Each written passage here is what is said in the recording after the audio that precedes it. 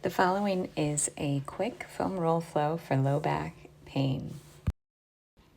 Begin by placing the ball on your side just above your hip bone or your iliac crest. This will target your QL, and a little bit of movement will increase mobility with the fascia layers.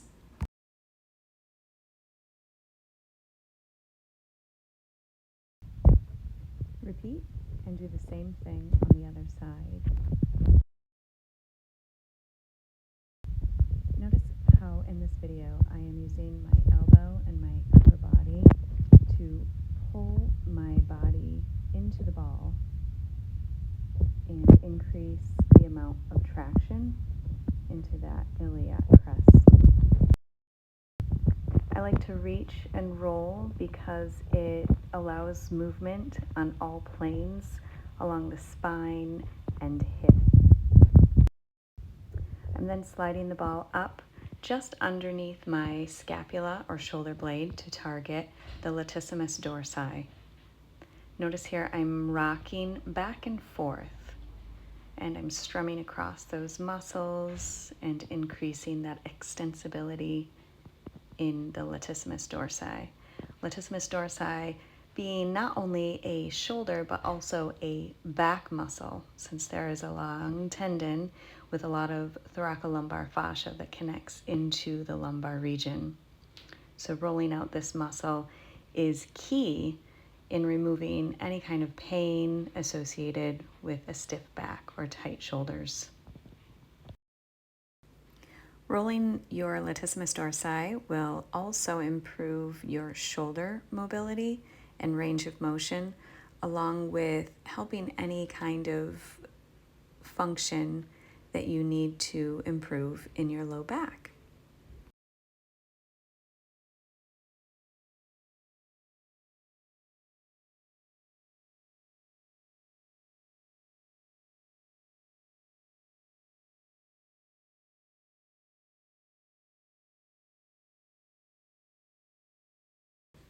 I'm going to place the ball in my mid-back just between my shoulder blades, and then I'm going to let gravity just pull my body around that ball. I like to move my arms and rotate them so that they come down, and then the elbows fall to the floor, and I open up my chest. This releases my pectoralis major and minor. I may also do some reaching just to activate rhomboids while I'm in that position. Slowly breathing and come back up.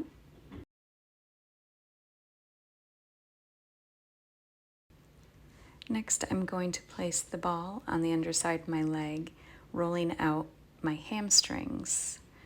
Hamstrings that are tight tend to pull on that back fascia and create the sensation of back aching. I'm going to follow that posterior chain right down to my calf muscle, gastrocnemius and soleus, along with the bottoms of my feet. I'm going to do the same on both sides. Rolling out Achilles tendon right up through the calf muscle, the soleus and gastroc while I'm pumping my ankle, and then rolling in the underside of my leg through the hamstrings and even into the ischial tuberosity, the bump, otherwise known as your sit bone. Now I'm going to progress to the adductors, and I like using this light foam ball for my adductor rolling because it has little pressure, which is nice. It allows just enough pressure so that you feel a nice bit of work without it being too painful. Moving lightly and slowly in this area. It tends to be a little bit more sensitive than other areas that receive muscle work. So please proceed with caution as you begin to roll out these muscles on the inside of the leg. Next, I'm going to move into the glute max, glute med, and glute minimus, all deep rotators of the hip The easiest to access is going to be your glute max, and all of your rotators can really be stretched out and rolled out just by moving your leg around and maybe taking some rolling of the hip and moving that knee in and out. I'll do this on both sides. As you can see here, I'm moving into glute med.